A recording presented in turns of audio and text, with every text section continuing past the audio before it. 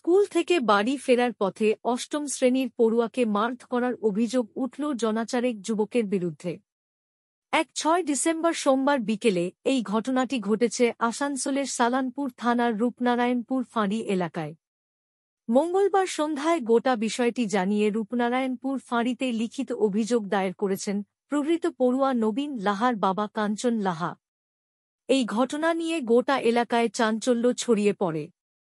জানা গেছে, সালানপুর থানার বাথানবাড়ি এলাকার বাসিন্দা অষ্টম শ্রেণীর পড়ুয়া নবীন লাহা সোমবার বিকেল 4:30 নাগাদ স্কুল ছুটির পর বাড়ি ফিরছিল।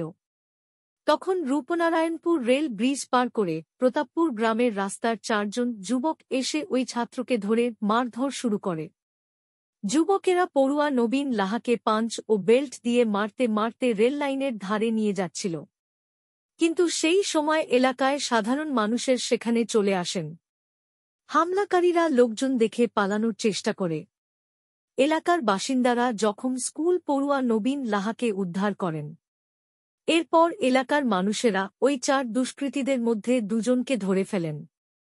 এরপর পুলিশের হাতে তুলে দেওয়া হয় ওই 2 জনকে। বাকি 2 জন দুষ্কৃতী এলাকা ছেড়ে পালিয়ে যায়।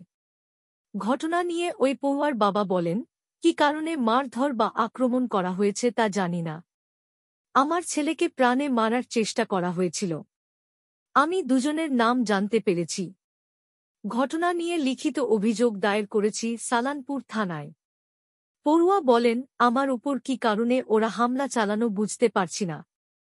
সালানপুর থানার পুলিশ জানায়, গোটা ঘটনা নিয়ে একটা লিখিত অভিযোগ দায়ের করা হয়েছে। তদন্ত শুরু করা হয়েছে।